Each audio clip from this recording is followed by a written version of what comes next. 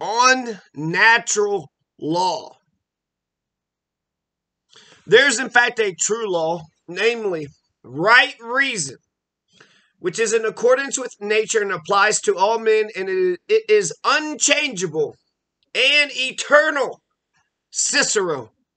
Natural law is a law that's according to nature, such as self-preservation and self-defense, a right to food and water and warmth and shelter and security. All five of a human's basic needs are natural laws too. In that sense, human law can't thwart natural law even if it wanted to. Natural law and natural rights follow from the nature of man, just as physical law follow the nature of space, time, and matter. A better, more expanded definition of natural law, Latin jus naturale, lex naturalis, is a philosophy asserting that certain rights are inherent by virtue of human nature, endowed by nature, traditionally by God or a transcendent source, and that these can be understood universally through human reason. In England, natural law led to the Magna Carta, the Glorious Revolution, the 1689 English Protestant Bill of Rights, which guaranteed an individual's right to bear arms. 1689. That's what, 330 years? Also, so the 1689 English Protestant Bill of Rights and the English Enlightenment. That's what natural law brought to England. In America, in the U.S., natural law led to the Bill of Rights.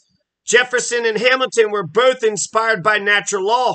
Aristotle said that only one kind of creature on earth was destined for making and agreeing and abiding by contracts, and therefore political life. Humankind. Gratian, an Italian monk from the 12th century, said that natural law is divine law and vice versa. Thomas Aquinas disagreed. For Thomas Aquinas, natural law is independent of divine law. For Thomas Aquinas, natural law is the rational creature's participation in eternal law. We got natural law, we got common law, we got case law, we got constitutional law.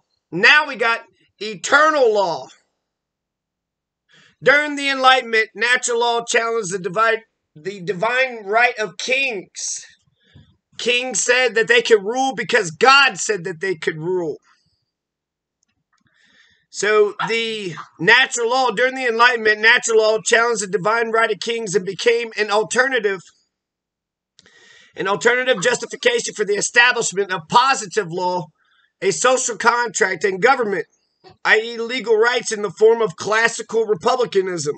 For example, civil society, civic virtue, and the division of powers. Voltaire wrote about natural law. Hugo Grotius and Thomas Hobbes worked out a social contract between rulers and subjects which originated from a state of nature. Some Enlightenment thinkers rejected natural law. Rousseau, he was about the state of nature too. Some define natural law as a conscience, since human beings can discern between good and evil. John Locke emphasized the nature of man as a maker of things and a property-owning animal.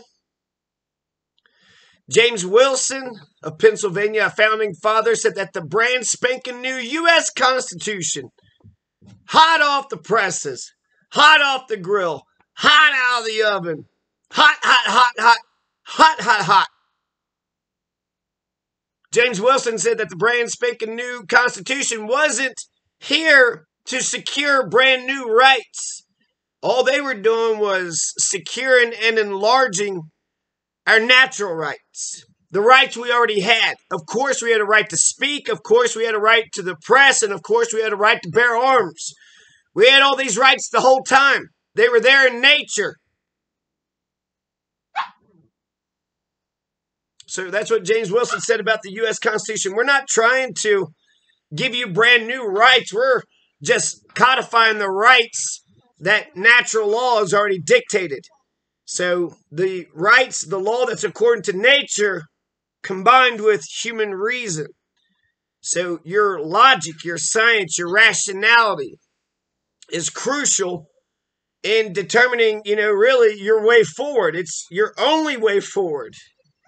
Science, to look around, observation, experiment, to, try one thing, and if it doesn't work, then try again. And to use reality, observation, science, geometry, physics, logic, reason. Makes sense to me.